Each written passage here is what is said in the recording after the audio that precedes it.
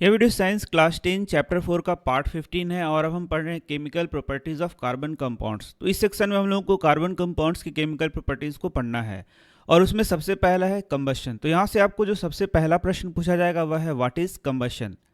तो यहाँ पर आप देख सकते हैं carbon in all it's allotropic forms. Carbon के एलोट्रॉपिक फॉर्म्स को मैंने आपको पढ़ा दिया है, जैसे कि ग्रेफाइट हो गया, डायमंड हो गया, और भी इसके एलोट्रॉपिक फॉर्म्स हैं जिसको मैंने आपको पीछे के वीडियो में पढ़ाया है। तो कार्बन के जितने भी एलोट्रॉपिक फॉर्म्स हैं burns in oxygen to give carbon dioxide along with the release of heat and light. इसी को हम लोग क्या बोलते हैं? Combustion reaction. कंबशन रिएक्शन क्या हो गया? जब कोई पदार्थ ऑक्सीजन की उपस्थिति में जलता है, साथ ही साथ कार्बन डाइऑक्साइड का फॉर्मेशन करता है और हीट और लाइट रिलीज होता है, इसे हम लोग क्या बोलते हैं? Combustion reaction. तो यह आपका सबसे पहला प्रश्न हो गया। Most carbon compounds also release a large amount of heat and light on burning. इसी के साथ जो अदर कार्बन कंपाउंड्स हैं, यहाँ पर हम लोगों ने क्या पढ़ा? कार्बन के एलोट्रॉपिक फॉर्म्स ऑक्सीजन के साथ जलते हैं, मतलब ऑक्सीजन के प्रेजेंस में जलते हैं और कार्बन डाइऑक्साइड का फॉर्मेशन करते हैं, साथ ही हीट और लाइट निकलता है। लेकिन कार्बन के अदर कंपाउंड्स हैं, जैसे कि आप देख सकते हैं यहाँ पर CH4 है या फिर C2H5OH है, यह भी क्या करेगा? ऑक्सीजन के प्रेजेंस में जलेगा और लार्ज अमाउंट ऑफ हीट और लाइट क्या करेगा? रिलीज करेगा जब इसको जलाया जाएगा, बर्न किया जाएगा। These are the oxidation reactions. तो ये ऑक्सीडेशन रिएक्शंस होते हैं जो कि फर्स्ट चैप्टर में मैंने आपको पढ़ाया था। तो यहाँ पर ऑक्सीडेशन रिएक्शन क्या होता है? ऑक्सीजन का जुड़ना हम लोग पढ़ते हैं, ऑक्सीडेशन रिएक्शन है। तो यहाँ पर एक ही प्रश्न है जो कि आपसे पूछा जा सकता है। अब इसका उदाहरण आप ध्यान से देखिए, क्योंकि ये उदाहरण आपको याद रखना है। जैसे एग्जामिनेशन में आपको आ गया कि C+O2 से क्या बनता है, तो आपको यहाँ पर CO2 plus heat and light यह याद रहना चाहिए, आप इसको लिख सकेंगे। तो C+O2 क्या हो गया? CO2। यहाँ पर CH4 है और O2 है, तो यहाँ पर देखिए H जहाँ पर रहेगा तो आपको कुछ खास नहीं याद करना है, इसमें H2O भी जोड़ देना है। तो CO2 तो यहाँ बनेगा ही, साथ में आपको क्या कर देना है? H2O, और साथ ही हीट और लाइट यहाँ पर रिलीज होगा। इसी प्रकार से देख सकते हैं यहाँ पर C2H5OH है। क्या आप इसका नाम बता सकते हैं क्या है? मैंने आपको पीछे पढ़ाया है। तो इसको जब ऑक्सीजन के प्रेजेंस में जलाया जाएगा तो यहाँ पे CO2 बनेगा, और जैसे मैंने बताया यहाँ पर H है तो आपको H2O जोड़ देना है, और यहाँ पर हीट और लाइट यहाँ रिलीज होगा। अब इसको बैलेंस करना मैंने आपको सिखाया था, तो आप इसको बैलेंस भी कर सकते हैं यहाँ पर। इसके बाद एक एक्टिविटी आपको दिखाया गया है। इस एक्टिविटी में यहाँ पर देख सकते हैं this activity needs the teachers assistance. इसको टीचर के असिस्टेंस में आपको करना है।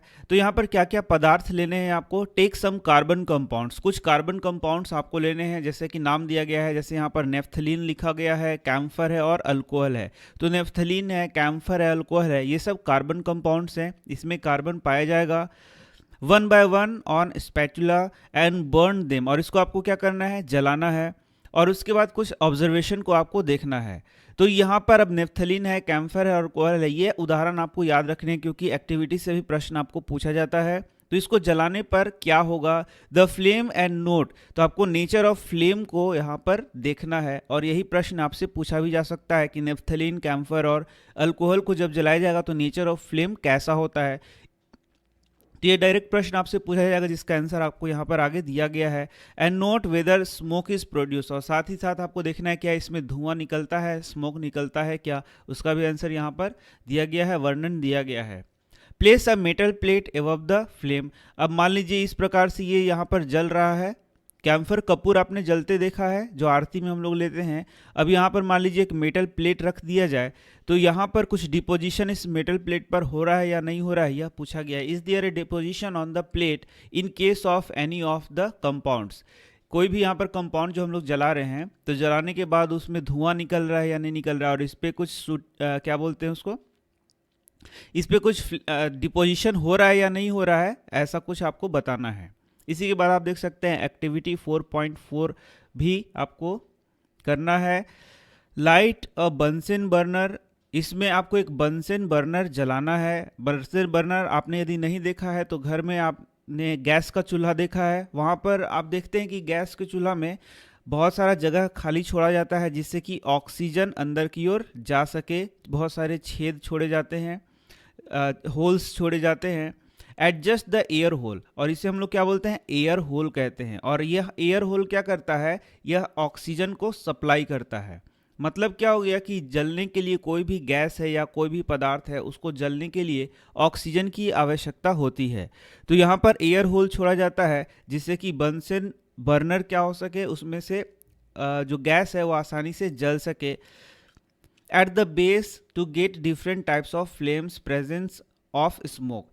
तो आपको क्या करना है, इस एयर होल को आपको रेगुलेट करना है, मतलब इसको कभी बंद करना है कभी खोलना है, ताकि वहाँ पर जो एयर का सप्लाई हो कभी कम हो सके कभी क्या हो सके ज़्यादा हो सके। और उसके बाद यहाँ पर कुछ ऑब्जर्व करना है कि क्या एयर के सप्लाई से वह जो आपका बर्नर जल रहा है और उसका जो फ्लेम है उसमें कुछ बदलाव आया है क्या। When do you get a yellow सूटी फ्लेम। तो आपको येलो सूटी फ्लेम कब मिलेगा, यदि आप एयर होल को बंद कर रहे हैं तब मिलेगा, खोल रहे हैं तब मिलेगा। तो यही आपको यहाँ पर बताना है, when do you get a yellow सूटी फ्लेम। यह भी आंसर मैं आपको यहाँ बता रहा हूँ। When do you get a blue flame, और आपको ब्लू फ्लेम कब मिलेगा, येलो सूटी फ्लेम कब मिलेगा, यही सब बातें आपको बतानी है। और यहाँ से भी डायरेक्ट प्रश्न आपको पूछा जाएगा। तो यहाँ पर शुरुआत में ही लिखा गया है, saturated hydrocarbons will generally give a clean flame while unsaturated carbon compounds will give a yellow flame with lots of black smoke। तो ये बहुत ही इंपॉर्टेंट एक प्रश्न यहाँ से आपका है। डायरेक्ट प्रश्न पूछा जाएगा कि सैचुरेटेड हाइड्रोकार्बन को जलाने पे कैसा फ्लेम आता है और अनसेचुरेटेड कार्बन कंपाउंड्स को जलाने पे कैसा फ्लेम आता है। तो सैचुरेटेड हाइड्रोकार्बन्स जो हम लोग जलाएंगे तो उससे कैसा फ्लेम आएगा, आपका क्लीन फ्लेम आएगा। इसको याद रख लीजिए आप कि सैचुरेटेड हाइड्रोकार्बन, सैचुरेटेड अनसैचुरेटेड मैंने पढ़ाया है पीछे, आप उसको देख सकते हैं। तो जो सैचुरेटेड हाइड्रोकार्बन्स होंगे जिनके सारे वैलेंसीज फुलफिल होते हैं तो उनको जब जनरली जलाया जाएगा तो उनसे क्लीन फ्लेम मिलेगा, जबकि अनसेचुरेटेड कार्बन कंपाउंड्स को जलाने पे येलो फ्लेम मिलेगा। यहाँ पर क्लियर लिखा हुआ है, यह आप याद रख लीजिए कि अनसेचुरेटेड कार्बन कंपाउंड्स को जलाने पे कैसा फ्लेम मिलेगा, येलो फ्लेम मिलेगा with lots of black smoke, और साथ ही साथ यहाँ पर ब्लैक स्मोक भी मिलेगा। तो ये बहुत ही इंपॉर्टेंट है।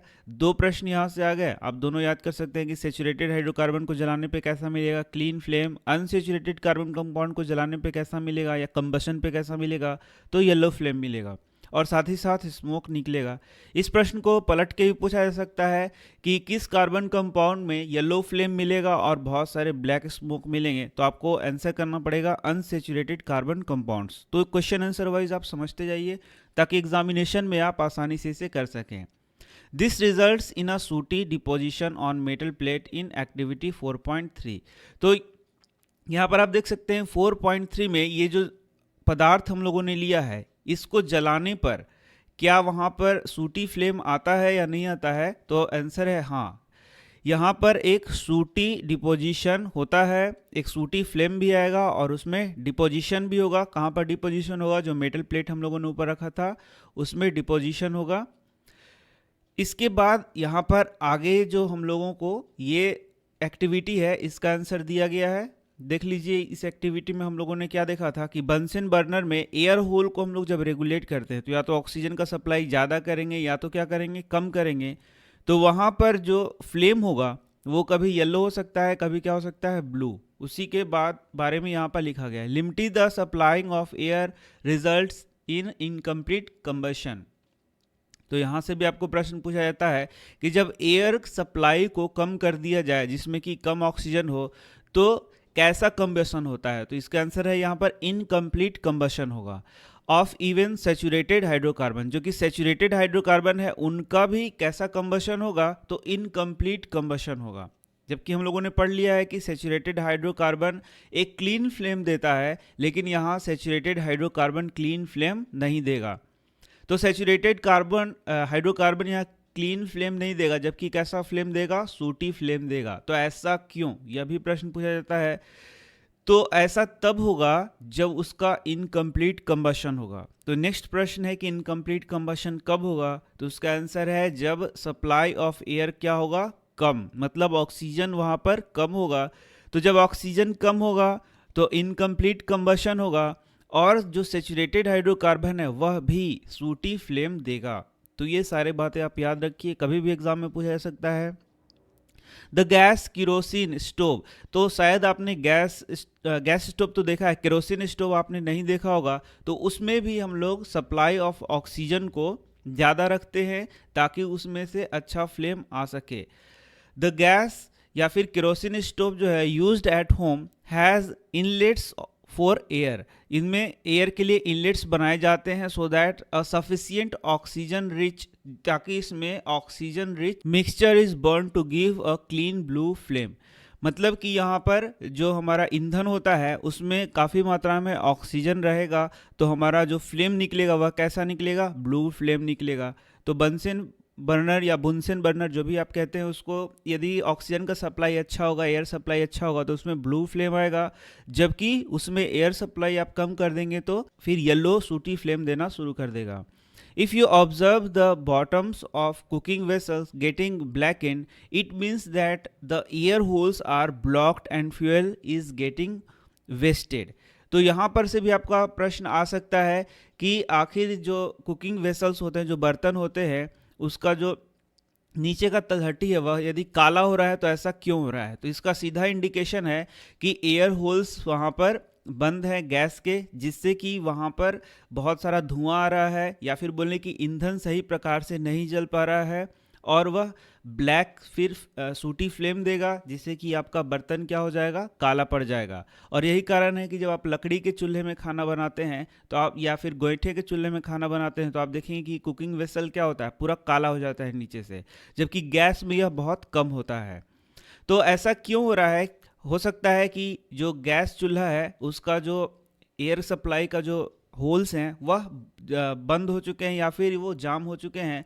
तो इस प्रकार से जो ईंधन है वह क्या होता है, बहुत मात्रा में वेस्ट होता है, क्योंकि उसका सही प्रकार से कंबशन नहीं हो पाता है। तो कहीं से भी आपको घुमा फिरा के प्रश्न पूछेगा। अब मुझे लग रहा है कि आपको सब समझ में आ रहा है। Fuel such as coal and petroleum have some amount of nitrogen and sulphur in them. तो कोल और पेट्रोलियम में कुछ अमाउंट ऑफ क्या होता है, नाइट्रोजन और सल्फर होता है। तो डायरेक्ट प्रश्न आपको पूछ सकता है कि कोल और पेट्रोलियम में कार्बन तो होता ही है, कुछ अमाउंट में क्या मिला होता है, तो नाइट्रोजन एंड सल्फर मिला होता है। सब बात आप याद रखिए, क्वेश्चन आंसर वाइज पढ़िए, तो एग्जाम में आपका सारा क्वेश्चन सॉल्व हो जाएगा और बहुत अच्छा मार्क्स आप ला सकेंगे। Their combustion results in the formation of oxide of sulphur and nitrogen which are major pollutants in the environment. और यही क्या करता है, फिर आगे चल के फिर आपने पढ़ा होगा कि इसी के कारण एयर पॉल्यूशन होगा और एसिड रेन वगैरह का समस्या आएगा। एसिड रेन क्या होता है ये मैंने बताया है आपको बहुत बार। This combustion results in the formation of oxide of sulphur and nitrogen. तो यहाँ पर जो हम लोगों ने पढ़ा कि कोल है, पेट्रोलियम है, उनमें कुछ अमाउंट ऑफ क्या होगा, नाइट्रोजन होगा और सल्फर होगा। इनके कंबशन से ऑक्साइड ऑफ सल्फर बनेंगे एंड ऑक्साइड ऑफ नाइट्रोजन बनेंगे, जो फिर क्या होगा, वायुमंडल में जाएगा और वहाँ पर H2O से रिएक्शन करेगा और H2O से रिएक्शन करके एसिड का निर्माण करेगा और फिर एसिड अम्ल वर्षा के रूप में या फिर एसिड रेन के रूप में वापस हमारे पृथ्वी पर आएगा, जो कि बहुत ही हानिकारक है। इस प्रकार से आप देखेंगे कि ऑक्साइड ऑफ सल्फर और ऑक्साइड ऑफ नाइट्रोजन, जो कि कहाँ से आ रहा है, पेट्रोलियम और कोल से आ रहा है, हमारे नेचर को क्या कर रहा है, पॉल्यूट कर रहा है, या फिर बोले हमारे एनवायरनमेंट को क्या कर रहा है, पॉल्यूट कर रहा है। तो यहाँ से भी आपका डायरेक्ट प्रश्न पूछा जा सकता है। हमारा आगे का टॉपिक है why do substances burn with और विदाउट अ फ्लेम। कोई भी पदार्थ हम लोग जलाते हैं तो कुछ में तो फ्लेम होता है जबकि कुछ में फ्लेम नहीं होता है, ऐसा क्यों होता है? तो ये डायरेक्ट प्रश्न आप देख सकते हैं। हैव यू एवर ऑब्जर्व्ड इधर अ कोल और वुड फायर। क्या आपने कभी कोयले को जलता हुआ देखा है या फिर लकड़ी को जलते हुए देखा है या गोईठा को जलते हुए देखा है? If you not, the next time you get a chance, take close note of what happens when the wood or coal starts to burn. तो आपको क्या करना है, जब आप लकड़ी, कोयला, गोईठा को जलाते हैं तो शुरुआत में देखना है, शुरुआत में देखना है कि शुरू में वे जलते हैं तो उनमें फ्लेम होता है या नहीं होता है। तो फ्लेम आप ऐसा मत समझिए ब्लू फ्लेम आपको नहीं दिमाग में रखना है, जैसे गैस के चूल्हे का फ्लेम होता है वैसा आपको दिमाग में नहीं रखना है। फ्लेम दो प्रकार के मैंने बता दिया, एक ब्लू फ्लेम होगा और एक कैसा होगा, येलो फ्लेम। और ये जो येलो फ्लेम होगा, फ्लेम मतलब आँच जो आप समझ रहे हैं उस प्रकार से, और उसमें धुआं भी हो सकता है, ये मैंने आपको बता दिया। तो आप दिमाग में ये फ्लेम को जो आपने बैठा रखा होगा कि ब्लू फ्लेम गैस के जैसा, वैसा आपको नहीं समझना है। तो शायद आपने कभी लकड़ी जलते हुए देखा होगा, तो आप देखेंगे कि बहुत दूर तक उसका आंच उठता है। तो वह आप ध्यान में रखिए, जो कि येलो कलर का होगा जब आप शुरुआत में उसको जलाते हैं। और कुछ देर बाद आप देखेंगे कि जब वो पूरे तरीका से जल जाता है तो लाल लाल फिर हो जाएगा और फिर उसमें वैसा फ्लेम नहीं रहता है। You have seen above that a candle or the LPG in the gas stove burns with a flame। तो LPG जो गैस जलता है वह भी एक फ्लेम के साथ जलता है, उसमें आपने ब्लू फ्लेम देखा होगा जो आपके घरों में जल रहा है। जबकि आप एक कैंडल जलाते हैं तो उसमें देखेंगे कि येलो फ्लेम के साथ वो जल रहा है, जिसमें धुआं भी रहता है।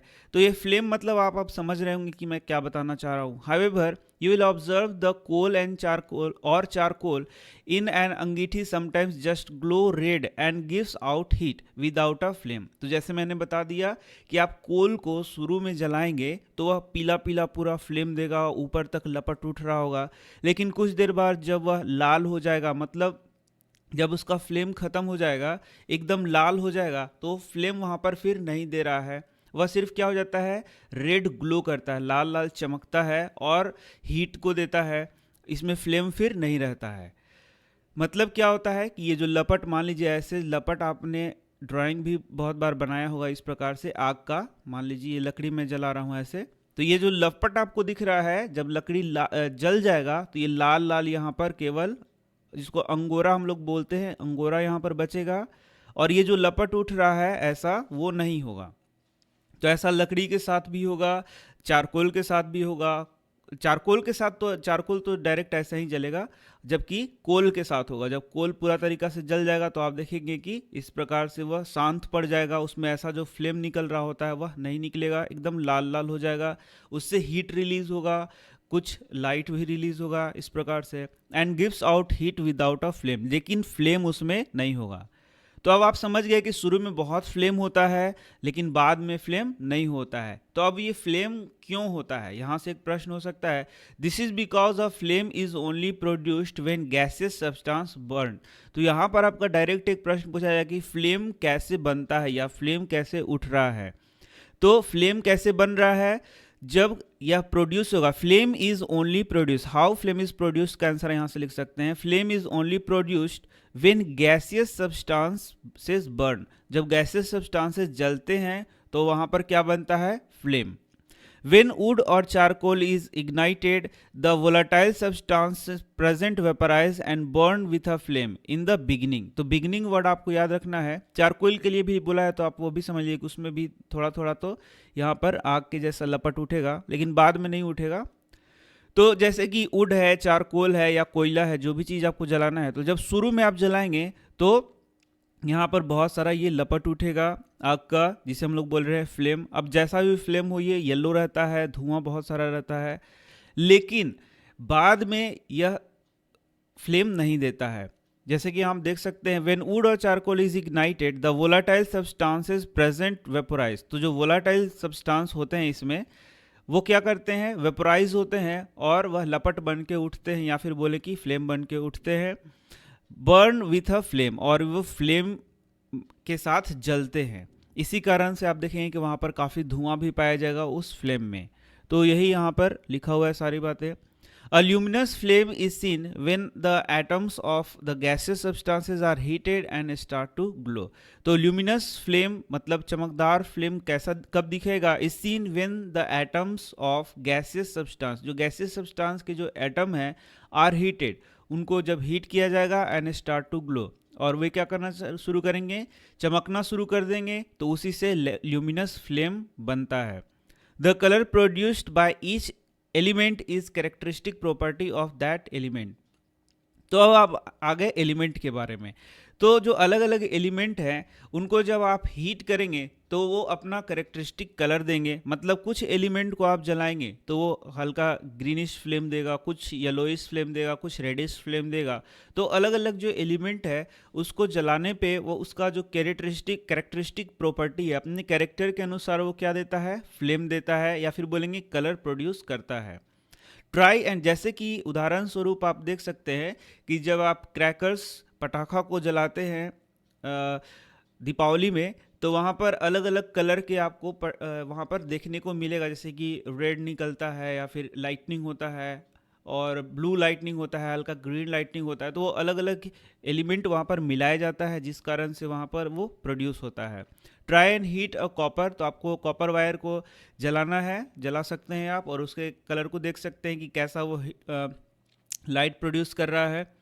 You have seen the incomplete combustion gives suit, तो मैंने जैसे पहले ही बता दिया है कि इनकम्प्लीट कंबशन से क्या होगा, सूट निकलेगा, धुआं निकलेगा, विच इज कार्बन, जो कि क्या होता है, कार्बन होता है। On this basis what will you attribute the yellow colour of candle flame to, तो कैंडल फ्लेम को जब आप जलाएंगे तो आप जानते हैं कि कैंडल कैसे बना है, वैक्स से बना है, जो कि कार्बन कंपाउंड होता है।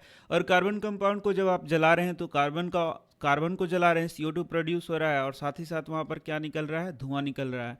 और यहाँ पर कैसा फ्लेम बनेगा, तो येलो फ्लेम बनेगा, क्योंकि यहाँ पर कंप्लीट कंबशन नहीं हो पाता है, यहाँ पर ब्लू फ्लेम आपको नहीं देखने को मिलेगा। इसके बाद का टॉपिक आता है formation of coal and petroleum, तो मैं इसको आपको नेक्स्ट के वीडियो में पढ़ाऊंगा। तो मैं मिलता हूँ आपसे नेक्स्ट वीडियो में। धन्यवाद।